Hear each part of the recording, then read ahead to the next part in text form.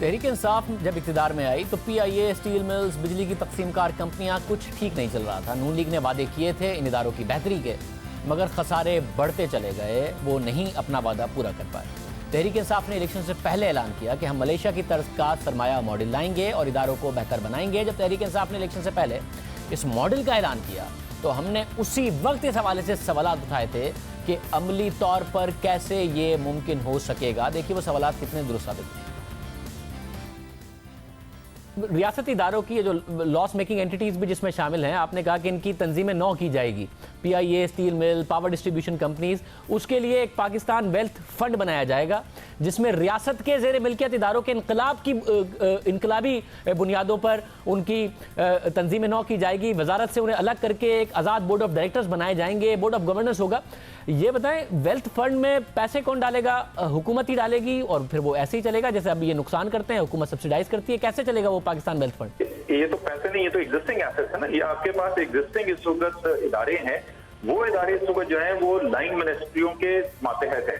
وہ joint secretary, additional secretary وہ جو بابو شاہی ہے اس کے بھی چنگل کے اندر ہے اور سیاستدان بھی اس کے اوپر حاوی ہیں۔ تو وہ لوگ جن کو کچھ نہیں پتا ہے کاروبار کس طریقے سے چلانا ہے، وہ ان اداروں کو اس وقت ان کے اوپر بیٹھے ہوئے ہیں اور الٹیمیٹ ڈیسیژن میکرز ہیں ان کے۔ ہم یہ کہہ رہے ہیں کہ ان لائن منسٹری سے نکال کے وہ ایگزسٹنگ ادارے، ابھی ایڈیشنل انویسٹمنٹ کی نہیں بات ہو رہی، ان ایگزسٹنگ اداروں کے وہ ایک ایسے جس طریقے سے اس کا، اور یہ آئیڈیا کہاں سے آیا، یہ ٹیمیٹک بنا سنگاپور میں لی کوان یو نے بنایا اور اس کے اندر انہوں نے ریاستی ادارے سارے ڈالے۔ پروفیشنل جو لوگ بزنس سمجھتے ہیں، معیشت سمجھتے ہیں، اکنامک سمجھتے ہیں، ان کو اس کا سربراہ بنایا، سیاستدانوں کو اس سے الگ کیا، بیوروکریٹ کو اس سے الگ کیا۔ پھر خزانہ انویسٹمنٹ کے نام سے ملیشیا کے اندر مہاتر محمد نے یہی کام کیا اور بہت کامیابی سے کیا۔ چائنا کے اندر یہ سیم جو کانسیپٹ ہے اس کو بڑی سکسیسفلی یوز کیا گیا ہے۔ تو عمر صاحب یہ جو بات ہے کہ ادارہ انڈیپینڈنٹ، سیاسی انفلوئنس کوئی نہیں، بالکل آزاد ادارہ، اس طریقے سے ہم چلائیں گے، خان صاحب نے یہ اب مثال تو آپ کی 5 سالہ دور حکومت سے لی جائے گی نا۔ خیبر پختونخوا میں 5 سال میں کون سا ایسا ادارہ بنا دیا؟ خان صاحب نے ایک احتساب کا ادارہ بنایا تھا، یہی کہہ کر بنایا تھا کہ ایک ایسا ادارہ ہوگا جو بالکل آزاد ہوگا، جس میں کوئی پولیٹیکل انفلوئنس نہیں ہوگا۔ اور خیبر پختونخوا کی وہ حکومت ہے جس میں اپنی پارٹی کی طرف سے سب سے زیادہ الزامات لگائے گئے۔ جو احتساب کمیشن بنایا اس کا سربراہ نہیں ہے، وہ 1 روپیہ واپس نہیں لا سکا۔ اپنی کرپشن چھوڑیں، عوامی نیشنل پارٹی پر اتنے الزام لگائے تھے، ان کی 1 روپیہ کی کرپشن نہیں پکڑ سکا۔ تو ادارہ بنانے کا تو کوئی ایسا ایکسپیرینس ہے نہیں۔ اگر 5 سال دیکھیں ہم خیبر پختونخوا کے، تو اس کو دیکھتے ہوئے کیا کوئی ادارہ بنا لے گی پاکستان تحریک انصاف؟ آپ نے احتساب بیورو کا بالکل ٹھیک ایگزامپل دیا کہ احتساب بیورو کا جو وہاں پہ تھا کارکردگی وہ کامیاب نہیں ہو چکی، لیکن اسی خیبر پختونخوا کے اندر انڈیپینڈنٹ بورڈ آف ڈائریکٹرز بنائے گئے ہیں۔ وہاں پر ہیلتھ کا نظام جو ہے، بڑے بڑے ہاسپٹل جو ہیں وہ ان کے پاس دیے گئے پروفیشنل کے پاس، اور اس کے ریزلٹ جو ہے وہ آنا شروع ہو گئے۔ کل ایک سروے چھپنے والا ہے، وہ آپ دیکھ لیجیے گا، سارا پاکستان دیکھ لے گا کہ خیبر پختونخوا میں ہیلتھ کا نظام کس طریقے سے بہتر ہوا ہے اور خیبر پختونخوا کے عوام اپنے ہیلتھ کے نظام کے بارے میں کیا کہتے ہیں، صحت کے نظام کے بارے میں۔ اور آج خیبر پختونخوا کے ہیلتھ سیکٹر کے حوالے سے خود آواز اٹھ رہی ہے، اس پر اعتراضات ہو رہے ہیں۔ خود وہاں کے وزراء بتا رہے ہیں، عاطف خان جب فارغ ہوئے تو بتایا کہ عمران خان مطمئن نہیں ہے وہاں کے ہیلتھ سیکٹر سے اور سرمایہ ماڈل پر عمل نہیں ہوا۔ اسد عمر جب وزیر خزانہ بنے تو ہم نے ان کے آگے پھر سوالات اٹھائے۔ آپ نے ویلتھ فنڈ بنانے کی بات کی تھی، بری طریقے سے ادارے لاس کر رہے ہیں۔ آپ نے کہا تھا ایک دن منافع میں آئیں گے، چاہے پی آئی اے ہو یا اسٹیل مل ہو، منافع بعد کی بات ہے۔ اگر نقصانات ختم ہو جائیں تو ایک بہت بڑا برڈن 600-700 ارب روپے کا سالانہ ختم ہو جائے گا۔ کیا کر رہے ہیں اس ویلتھ فنڈ کا؟ کیا ہوا؟ یا پھر پرائیویٹائز کریں گے، ویلتھ فنڈ بنائیں گے، کیا کریں گے؟ مگر ہوا کیا؟ جی بالکل، ویلتھ فنڈ کا جو کام تھا، جو پہلا کام تھا وہ ویلتھ فنڈ کا ایک قانون بنانا تھا کہ کس طریقے سے اس فنڈ کو کریٹ کیا جائے، ہولڈنگ کمپنی کہیں، اس کو ویلتھ فنڈ کہیں، جو بھی آپ نام دینا چاہتے ہیں۔ تو وہ لا منسٹر نے ابھی 3 دن پہلے مجھے اپنا ڈرافٹ اس کا بنا کر بھیج دیا ہے۔ اب اگلے 1 ہفتے کے اندر ہماری اس کے اوپر گفتگو ہو کے میٹنگ کر کے ہم فیصلہ کر لیں گے کہ ایک حتمی فیصلہ ہو جائے گا کہ کس طریقے سے بنانا ہے۔ اس کے بعد وہ ایک ہولڈنگ کمپنی کریٹ کر دی جائے گی اور ایک ٹرانزیکشن پلان بنا دیا جائے گا کہ کس طریقے سے ادارے اس کے اندر ایک ایک کر کے ہم نے ٹرانزیکشن کرنے ہیں اور اس ہولڈنگ کمپنی کا سٹرکچر کیا ہوگا۔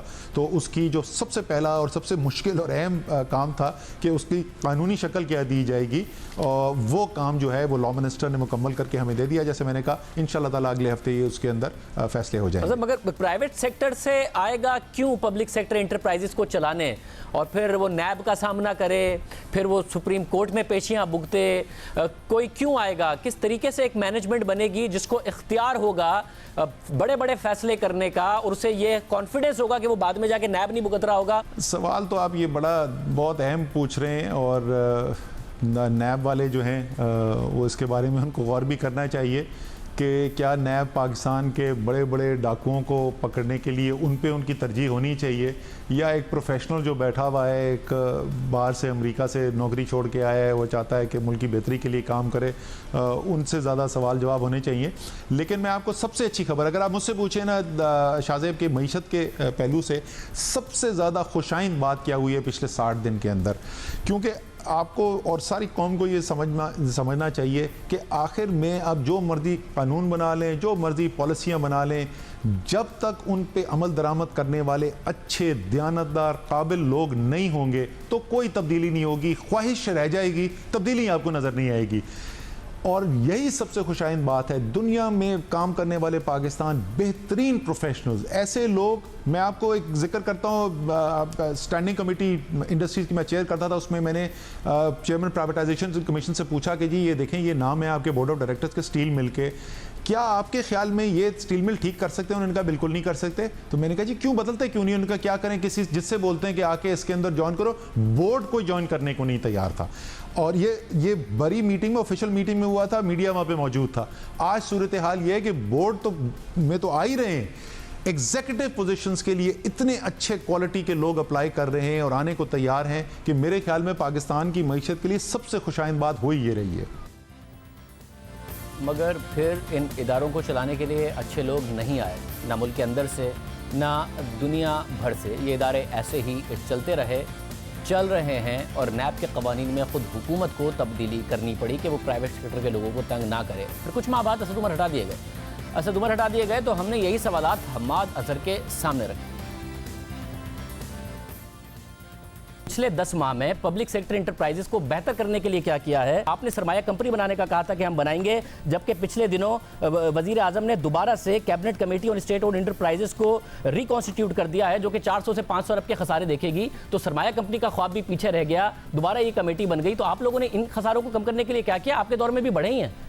سرمایہ کمپنی کا کام یہ ہے کہ وہ جو حکومت کی تقریباً 200 کے لگ بھگ یا 250 کے لگ بھگ کمپنیز ہیں اسٹیٹ اونڈ, ان سب کو آئیڈینٹیفائی کرنا ہے کہ اس میں سے ریسٹرکچرنگ کس میں ہوئے گی, فائنینشیل اس کے اندر پرائیویٹائزیشن کس کے اندر ہوئے گی, اور پبلک پرائیویٹ پارٹنرشپ کس کے اندر ہوئے گی. ان کا یہ کام ہے کہ اس کو ان کے اندر آئیڈینٹیفیکیشن کرنی ہے تمام کے اخراجات اور ان کی آمدن دیکھ کے. جو سیل آف ایسٹس کمیٹی ہے اس کا کام بالکل مختلف ہے. جو حکومت کے وفاقی حکومت کے جو ڈویژنز ہیں جن کے پاس بہت زیادہ ڈیڈ کیپٹل پڑا ہے آئیڈل پراپرٹی کی صورت میں یا آئیڈل بلڈنگز کی صورت میں یا ڈیڈ ایسٹس کی صورت میں, وہ آئیڈینٹیفائی کر کے اس کو پرائیویٹائزیشن کمیشن کے حوالے کرنا ہے. تو سرمایہ کمپنی نے آج تک کیا کیا؟ سرمایہ کمپنی اپنا کام کر رہی ہے, ان کی باقاعدگی سے میٹنگز ہو رہی ہیں, اور آپ جلد دیکھیں گے کہ اس کے اوپر آپ کو حکمت عملی نظر آئے گی کہ تمام جو 200 کے قریب کمپنیز ہیں ان کے اندر ان کو آئیڈینٹیفائی کیا جائے گا کہ کس کو پبلک پرائیویٹ پارٹنرشپ میں لے کے جانا ہے, کس کو ڈسپوز آف کرنا ہے, اور کس کو ریسٹرکچر کرنا ہے. ہمارے صاحب 10 مہینے گزر گئے, ابھی تک آئیڈینٹیفائی بھی نہیں کیا. مینیفیسٹو میں تھا آپ کے, اور اس کے بعد سپٹمبر اکتوبر میں کہہ بھی دیا, پھر بار بار دعوے کیے, ابھی تک کمپنیز بھی آئیڈینٹیفائی نہیں کی ہیں, کیونکہ گزشتہ فائنانس منسٹر نے آئیڈینٹیفائی کی تھی. یہ والے پی آئی اے کو اسٹیل مل کو پرائیویٹائز کرنا چاہتے ہیں, یہ والے فائنانس منسٹر. ابھی تک آپ نے کمپنیز بھی نہیں آئیڈینٹیفائی کی ہیں.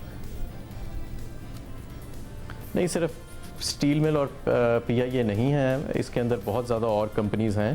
اور آپ یہ یاد رکھیں کہ یہ جو ان کے نقصانات ہیں یہ کوئی 1-2 سال میں جنریٹ نہیں ہوئے, یہ دہائیوں میں یہ اس حالت تک پہنچی ہیں یہ کمپنیز. تو ظاہر ہے کہ اب ان کے اوپر احتیاط سے کام کیا جا رہا ہے, اور انشاءاللہ جلد آپ کو اس کے اوپر پیش رفت نظر آئے گی. پھر بھی معاملات آگے نہیں بڑھ سکے. وزیر اعظم اور ان کی ٹیم 2 دفعہ ملیشیا تو گئے, مگر وہاں کا ماڈل نہیں لا پائے.